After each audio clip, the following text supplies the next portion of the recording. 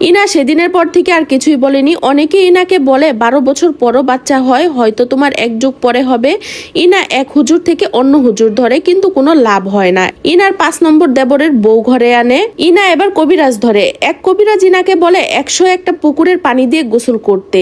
ইনা অনেক কষ্টে 101টা পুকুরের পানি জোগাড় করে সেগুলো দিয়ে গোসল করে। এবার সে মাজারে যেতে লাগলো। ওখানে গিয়ে নিয়ম করে সুতা বেঁধে দিয়ে আসতো। ইনা ফকির, মিসকিন, পশু পাখি সবাইকে খাওয়াইতো, কোরআন খতম দিত, দিনের পর দিন রোজা রাখতো আল্লাহকে সন্তুষ্টি করার জন্য।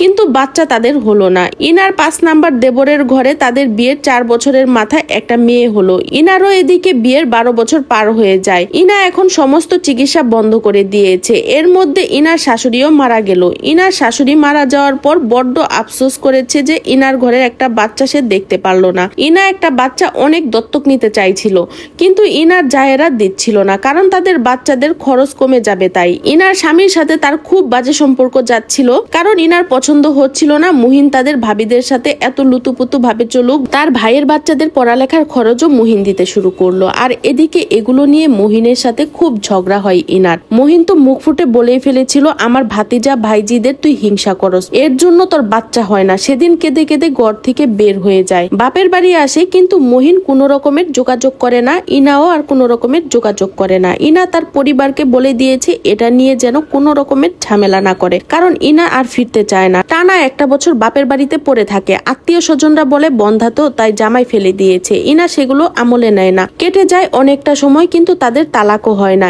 এদিকে ইনা চলে যাওয়ার 1.5 বছর পর মুহিনের বড় ভাবি মুহিনকে একটা বিয়ে করিয়ে দেয়, সেটা আবার অগোচরে।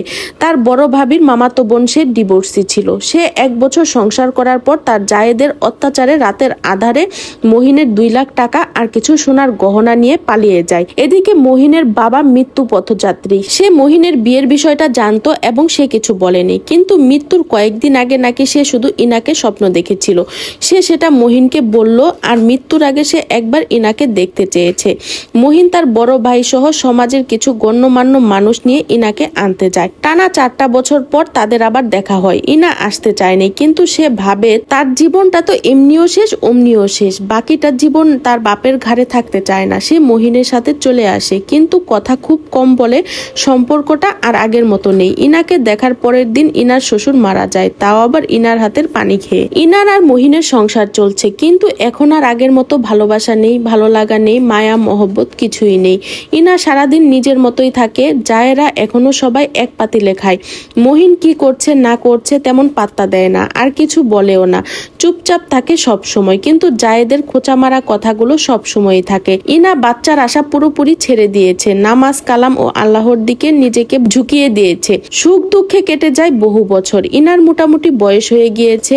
ইনা এখন 46 বছরের একজন মহিলা, আর মুহিনের এখন 57 বছর বয়স। মুহিন এখনো ভাতিজা ভাইজি বলতে পাগল। ইনাকে সবাই এখন বন্ধা বলেই চিনে, সবাই এক নামেই চিনে। ইনার ভীষণ দুঃখ হয়, সে চায়নি তাকে এ নামে কেউ চিনুক, এমনকি এই নামে কেউ জানুক। এখন তো সবাই কোনো প্রয়োজন হলে বলে ওই বাড়ির একটা বন্ধা বউ। বন্ধা দাদি, চাচি, ফুপি যে যেটা পারে সেটাই বলে। ইনা শুধু নামাজে বসে কাঁদে আর আল্লাহকে বলে, আল্লাহ তুমি আমার নসিবে এটাই রেখেছো। মুহিনের অনেক সম্পত্তি, তার সম্পদের অভাব নেই। মুহিনের ভাইয়েরা চায় সব তাদের বাচ্চা কাচ্চাদের দিয়ে দেখ, যেহেতু মুহিনের কোনো সন্তান নেই। কিন্তু ইনা চায় তার কিছু সম্পত্তি গরিব দুঃখীদের মাঝে দান করুক। মুহিনের ভাবিরা কথাটা শোনার পর ইনাকে বলে, আমার ছেলে মেয়েরা তোমাদের মৃত্যুর পর কবর জিয়ারত করবে, মাটিও দিবে কবরে। বুইরা হয়ে গেছোস, বাচ্চা তো জন্ম দিতে পারস নাই, এখন আবার সম্পত্তির হিসাব করস। ইনা উত্তর দেয়, আমি বাচ্চা জন্ম দিতে পারি নাই ঠিক আছে, কিন্তু আপনারা তো জন্ম দিয়েও বহুত বড় কিছু করে ফেলেছেন।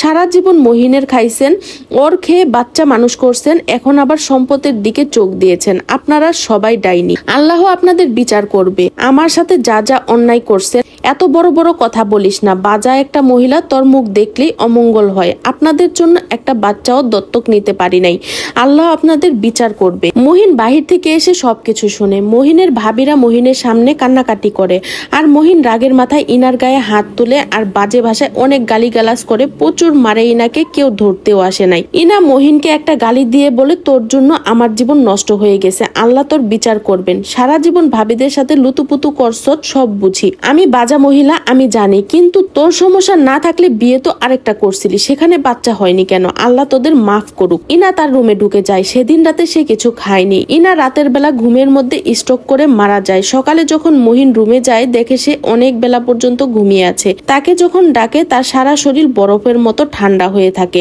ডাক্তারের কাছে নিয়ে গেলে ডাক্তার তাকে মৃত্যু বলে ঘোষণা করে। মৃত্যু হয় একটা ফলহীন গাছের। ঘটনাটা ঘটে চট্টগ্রামে বালুচরার কালোবাগানে এক বোনের কাছ থেকে শোনা ঘটনা। পরিশেষে এটাই বলবো, সন্তান আল্লাহর দান। কতজন নষ্ট করে ফেলে আর কতজন চেয়েও পায় না। আপনারা চেষ্টা করবেন তাদের মনে কখনো বাচ্চা নিয়ে আঘাত না দিতে, কারণ একটা বাচ্চার জন্য একটা নিঃসন্তান দম্পতি হাহাকারে শেষ হয়। আল্লাহ সবাইকে বোঝার মতো তৌফিক দান করুন।